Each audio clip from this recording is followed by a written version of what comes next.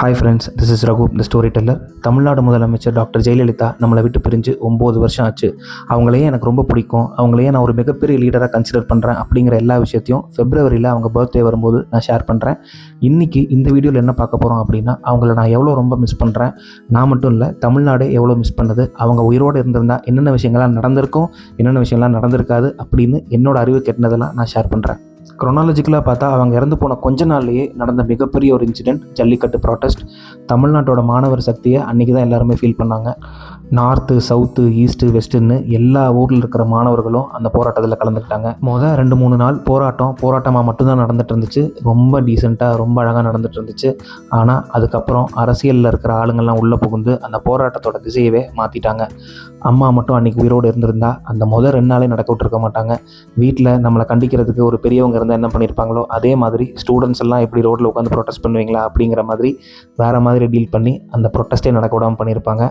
அந்த இடத்துல நான் அம்மாவை ரொம்ப மிஸ் பண்ணேன். COVID-19 மிகப்பெரிய அட்மினிஸ்ட்ரேஷன் எக்ஸ்பீரியன்ஸ் இருக்கிற கலைஞரோ இல்லை அம்மாவோ இருந்திருந்தால் எந்த அளவுக்கு அந்த விஷயத்தை நடத்தியிருப்பாங்களோ அந்த அளவுக்கு எஃபிஷியண்ட்டாக இபிஎஸோட கவர்மெண்ட் நடத்துச்சுன்னு தான் சொல்லணும். Yes, I agree, there were lot of issues regarding scarcity of oxygen or scarcity of beds, அந்த மாதிரிலாம் இருந்தது. அப்படி இருந்திருந்தாலும் மேஜராக பார்த்தோன்னா அந்த ஒரு COVID-19 சுச்சுவேஷனை செம்மையாக ஹேண்டில் பண்ணியிருந்தாங்க இபிஎஸ் கவர்மெண்ட். அதுக்கு ரொம்ப ரொம்ப முக்கியமான காரணம் அன்றைக்கி அமைச்சராக இருந்த டாக்டர் சி விஜயபாஸ்கர் தான். அடிப்படையிலே ஒரு டாக்டர் அப்படிங்கிறதுனால அந்த சுச்சுவேஷனை பயங்கரமாக அண்டர்ஸ்டாண்ட் பண்ணி சூப்பராக டீல் பண்ணார். அவர் அவ்வளோ நல்லா பண்ணதுனால தான் எகெயின் அதே தொகுதியில் நின்று அவர் எம்எல்ஏவாகவும் ஆனார். ஸோ கோவிட் டைமில் என்னை பொறுத்த வரைக்கும் அம்மாவை நம்ம பெருசாக மிஸ் பண்ணல. 2017 நடந்த சூப்பர் ஸ்டாரோட பொலிட்டிக்கல் என்ட்ரி அனௌன்ஸ்மெண்ட். அம்மா உயிரோடு இருந்திருந்தால் கண்டிப்பாக அவர் அந்த டெசிஷனை எடுத்திருக்கவே மாட்டார். என்னதான் 1996 அம்மாவை பயங்கரமாக அவர் அப்போஸ் பண்ணியிருந்தாலும் 2001 அவரை ஒரு தைரியலட்சுமி அப்படின்னு சொன்னார். அதுக்கப்புறம் 2011 அவர் ஓட்டு போடும்போது இந்த மீடியாலாம் போய் பயங்கரமாக கேமராவை ஜூம்லாம் பண்ணி அவர் இரட்டை இலக்கு தான் ஓட்டு போட்டார் அப்படிங்கிற மாதிரிலாம் சொல்லிட்டு இருந்தாங்க. ஸோ அந்த விதத்தில் சொல்கிறேன், கண்டிப்பாக அம்மா இருந்திருந்தால் பொலிட்டிக்கல் என்ட்ரி அப்படிங்கிற ஒரு அனௌன்ஸ்மெண்ட்டே அவர் சைட்லேருந்து வந்திருக்க சான்ஸே இல்லை.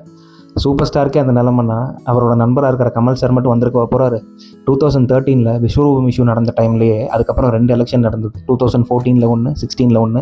அந்த 2 எலெக்ஷன்லேயுமே சைலண்ட்டாக இருந்துட்டு அம்மா இறந்ததுக்கப்புறம், கலைஞர் இறந்ததுக்கப்புறம் அவரை பொலிட்டிக்கல் அனௌன்ஸ்மெண்ட் பண்ணார்.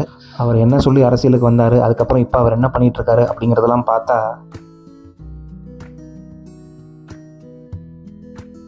ஆட்டம் இப்போ தான் சூடு பிடிக்குது. ஏடிஎம்கே பிஜேபி அலையன்ஸ் கண்டிப்பாக நடந்திருக்க சான்ஸே கிடையாது. A promise was once made. ஒரு உத்தரவாதத்தை அளிக்கிறேன். முன்பு ஒரு தவறு செய்து விட்டேன். பிஜேபியோடு தேர்தல் கூட்டணி வைத்துக் கொண்டேன். அந்த தவறுக்கு பரிகாரமாகத்தான் நானே பிஜேபி ஆட்சியை கவிழ்த்தேன். இனி எந்த காலத்திலும் பிஜேபியோடு எந்த தொடர்பும் அனைத்திந்திய அண்ணா திராவிட முன்னேற்ற கழகம் வைத்துக் கொள்ளாது.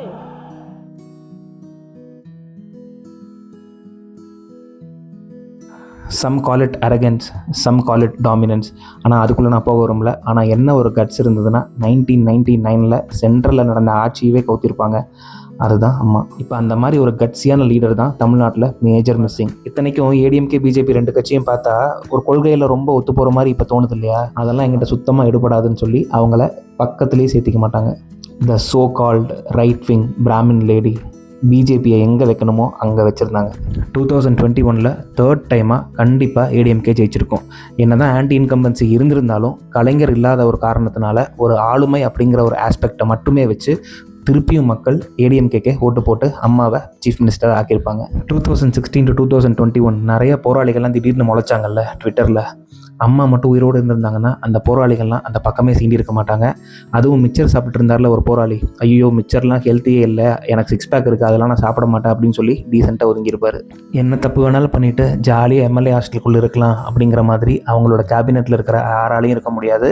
Especially ministers. டெய்லி காலையில் அவங்க பதவி இருக்கா, அவங்க இன்னும் மினிஸ்டராக இருக்காங்களா இல்லையா அப்படிங்கிற விஷயமே நமக்கு தெரிஞ்சிருக்காது. அந்தளவுக்கு ஒரு பதட்டத்திலே வச்சுருப்பாங்க. எஸ்பெஷலி மக்களுக்கு கிடைக்கிற வெல்ஃபேர் ஸ்கீமில், அதுவும் லேடிஸோட ஸ்கீமில் ஓசி பஸ்ஸில் ட்ராவல் பண்ணுறீங்க அப்படிங்கிற மாதிரிலாம் ஏதாவது மினிஸ்டர்ஸ் கிண்டல் பண்ணியிருந்தாங்கன்னா, ஸ்டேஜில் அந்த மாதிரி யாராவது பேசியிருந்தாங்கன்னா, அவங்க ஸ்டேஜ்லேருந்து இறங்கும் போதே அவங்க மினிஸ்டர் பதவி கலந்துருக்கும்.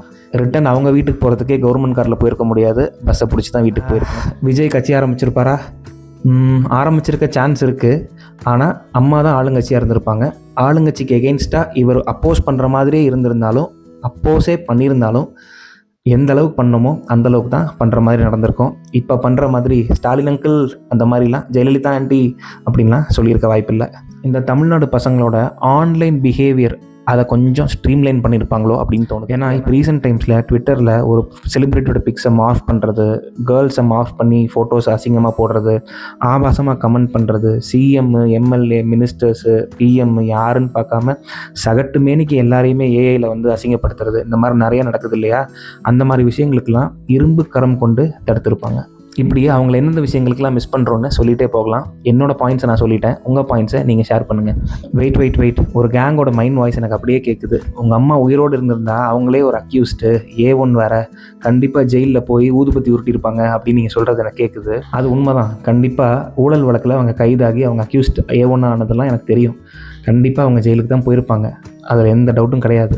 ஆனால் உங்களுக்கு கொஞ்சம் கூட ஐடியா இல்லாத விஷயமோ இல்லை ஏற்கனவே உங்களுக்கு தெரிஞ்ச விஷயமா இருந்தாலும் பரவாயில்ல சொல்கிறேன். இது வரைக்கும் அவங்க தமிழ்நாட்டில் 4 டைம் வின் பண்ணி சீஃப் மினிஸ்டராக இருந்திருக்காங்க. அதில் 91 to 96 ஃபுல் டேர்மும் அவங்க ஆட்சி பண்ணாங்க. அதுக்கப்புறம் 2016 ஜெயிச்ச கொஞ்ச நாள்லேயே இறந்துட்டாங்க. ஆனால் 2001 to 2006, 2011 to 2016 இந்த 2 டேர்ம்லேயுமே அவங்க முழுசாக அவங்க ஆட்சியை பண்ணதே கிடையாது. நடுவில் கண்டிப்பாக ஜெயிலுக்கு போயிடுவாங்க அந்த கேசஸில். அப்படி ஜெயிலுக்கு போனாலும் ஊழல் வழக்கே அவங்க மேலே இருந்தாலும் அவங்க தான் A1 இருந்தாலும் எலெக்ஷன் ஒன்று இருந்ததுன்னா அதில் அவங்க கண்டிப்பாக ஜெயிப்பாங்க. அந்த மாதிரி அவங்க ஆட்சி காலத்தில் ஜெயிலுக்கு போகிற மாதிரி நிலமை இருந்ததுன்னா தர்மயுத்தம் ஸ்பெஷலிஸ்ட்டை ஆக்டிங் சிஎம்மாக போட்டுட்டு போவாங்க. ஆனால் மக்கள் எல்லாருக்குமே தெரியும் யார் அங்கே சிஎம்மாக இருக்காங்க அப்படிங்கிறது. அவங்களோட கடைசி காலங்களில் அவங்க அடிக்கடி சொன்ன ஒரு விஷயம் இருக்குது, உங்களால் நான், உங்களுக்காகவே நான் அப்படின்னு மக்களை பார்த்து சொன்னாங்க. அதில் 2வது சொன்னது எந்த அளவுக்கு உண்மைன்னு எனக்கு தெரியாது. ஆனால் முதல்ல சொன்னது 100% ட்ரூ. அவங்க எவ்வளோ ஃப்ளாவாக இருந்தாலும் அவங்க எவ்வளோ மிஸ்டேக்ஸ் பண்ணியிருந்தாலும் அவங்கள மக்கள் அரியாசனையில் ஏற்றி வச்சு அழகு பார்த்தாங்க. இதை ஏன் சொல்கிறேன் அப்படின்னா, எங்கள் தாத்தா சொல்லியிருக்காரு 91 to 96 தான் தமிழ்நாட்டோட கேவலமான ஆட்சி, அந்த மாதிரி கேவலமான ஆட்சியை பார்த்துருக்கவே முடியாது அப்படின்னு. 2006 to 2011 எங்கள் தாத்தா உயிரோடு இருந்திருந்தால் 91 to 96க்கு ஈக்குவலான ஒரு ஆட்சினோ இல்லை 91 to 96 விட மோசமான ஒரு ஆட்சினோ கூட சொல்லியிருக்க சான்ஸ் இருக்குது. அது எனக்கு தெரியல. ஆனால் 91 to 96 அவ்வளோ மோசமான ஆட்சி நடந்ததுக்கப்புறம் 96ல் அவங்களே ஜெயிக்காததுக்கு அப்புறம் கலைஞர் அந்த 5 வருஷம் தமிழ்நாட்டில் ஏகப்பட்ட நலத்திட்டங்களை கொண்டு வந்தாருன்னு எங்கள் தாத்தா சொல்லுவார். ஆப்வியஸ்லி எங்கள் தாத்தா வந்து ஒரு கவர்மெண்ட் ரிட்டையர்ட் ஆஃபீஸரு, அதனால் ஒரு கலைஞர் கண்ணியாக தான் இருப்பார். பட் இருந்தாலும் நிறையா பேர் சொல்லி கேள்விப்பட்டிருக்கேன் 96 to 2000 தான் தமிழ்நாட்டில் மொத்த ஆட்சியிலேயே வச்சு ரொம்ப சூப்பரான ஆட்சின்னு. ஆனால் அந்த ஆட்சிக்கு அப்புறம் 2001 எலெக்ஷன் வருது. அப்போ எங்கள் தாத்தா சொன்னார், தம்பி கண்டிப்பாக இந்த எலெக்ஷனில் கலைஞர் தான் ஜெயிப்பார், ஏன்னா அவ்வளோ நலத்திட்டங்கள் பண்ணியிருக்காரு. ஆன் தி அதர் சைட் அந்த அம்மானால் இந்த வாட்டி கான்டெஸ்ட்டே பண்ண முடியாது, ஏன்னா அவங்க 4 இடத்துல நிற்கிறதுக்காக ஃபைல் பண்ணியிருந்தாங்க. அந்த 4 இடத்துலையுமே ரிஜெக்ட் பண்ணிட்டாங்க, stating the reason for that fraud case something like that. அப்படி இருக்கும்போது அந்த அம்மாவே நிற்க முடியாத பட்சத்தில் எப்படி அந்த கட்சி ஜெயிக்கும் அப்படிங்கிற மாதிரி சொல்லியிருந்தாரு. ஆனால் 2001 எலெக்ஷனில் அறுதி பெரும்பான்மையோட அந்த மக்கள் அம்மாவை ஜெயிக்க வச்சாங்க. ஜெயிச்ச டைமில் கூட அவங்களுக்கு கேஸ் இருந்தது, அவங்க ஒரு எம்எல்ஏவாக கூட அந்த டைமில் இல்லை. அதுக்கப்புறம் 2002 ஆண்டிப்பட்டியில் நின்று பயங்கரமான வித்தியாசத்தில் ஜெயிச்சு 2வது முறையாக தமிழ்நாட்டோட சிஎம் ஆனாங்க புரட்சி தலைவி அம்மா. இந்த வீடியோ என் பண்ணுறதுக்கு முன்னாடி மாண்புமிகு தமிழ்நாடு முதலமைச்சர் மு.க. ஸ்டாலின் கிட்ட ஒரே ஒரு வேண்டுகோள்.